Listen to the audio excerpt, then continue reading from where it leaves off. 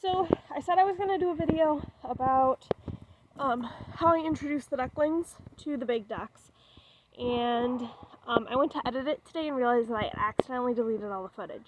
So, sorry, just some dirt from walking my dogs. So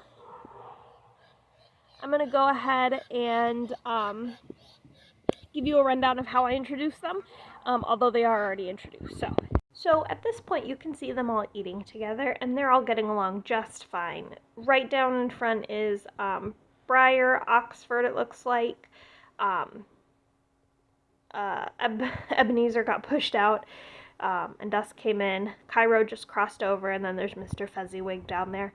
So when it comes to introducing new ducks into an established flock, I do not do it the ideal way. The ideal way would be for me to either put a pen up just outside of theirs with attached to theirs so they're sharing a fence line, or to section off a portion of the run.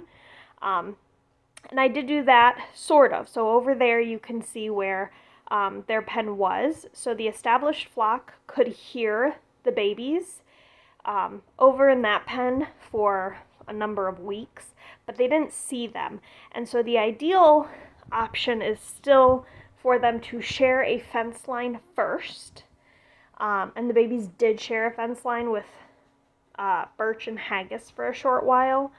But that would be ideal. They share a fence line for about a week, and then you introduce them 15 minutes. If things are going well, you can leave them in there. If not, you separate them back out and give them a couple more days to get to know each other. So I don't do that for a couple reasons. Number one, with Peaches and Yelena, who I pointed out 30 seconds ago or so, when I bought them, there was another duck with them named Brunhilde, and I had Brunhilde sharing a fence line with all of them sharing a fence line with my established ducks. And I'm not kidding you, Brunhilde flew over that thing within about 10 minutes, and the ducks crowded around her, sniffed her, chased her around for a minute, and then they were all fine. And I could not get Brunhilde to stay in her separated pen, and nor could I get Peaches to stay in there. Yelena was a bitty baby, so she couldn't fly, but poor Yelena would get so stressed out because the rest of the ducks were out of and hanging out with the flock. So at that point, my ducks at this are now used to having new ducks come in and out of their flock pretty regularly. So that's why I don't separate them, but that is the best way. So then the other reason that I don't worry so much and I just kind of put them all in together right away is, like I said earlier, they were separated into a pen where the established flock could hear the babies, and they did share a fence line with Birch and Haggis, and then they could be seen by and heard by Bucky, Quackers, and Yelena. And so they did have some introduction to some of the flock. But again, the ideal would have been if they'd gotten to be introduced across the fence line to the entire flock. But those two reasons combined, just that I know my ducks and that they did get to hear the ducklings, I really wasn't worried about introducing the ducklings to the established flock. When I put them in there, the established flock mostly ignored them. And then a couple of them went over and chased the little ducklings around, and the ducklings ran, and then they were all friends, and clearly you can see they eat together now just fine, so it worked. But it is not how I would recommend someone do it the first time. Alright, so that's it for now. I do have I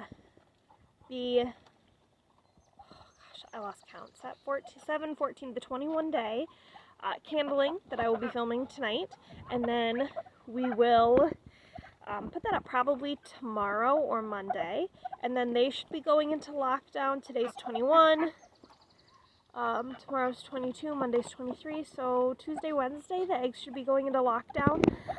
So I will not be here on the 28th day, which is the day that they're supposed to hatch.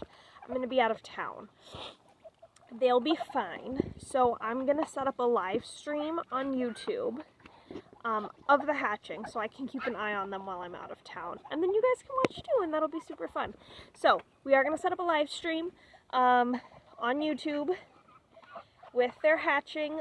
They should hatch the 28th, and they can go 24 hours without feed or without eating and drinking, because they'll have the yolk nutrients still helping them along. And then you're generally supposed to leave them in there in the incubator, because they hatch and then they have to dry off, and then they still need to be warm for about 24 hours after that, and then you can move them in. And if you open it too early while the others are still hatching, you can cause issues with the eggs that haven't hatched yet.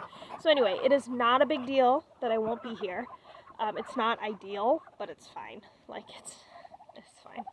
So we'll have the live stream up, and I will be home within 24 hours of them hatching. I am confident. So that's the plan. We'll see you guys real soon.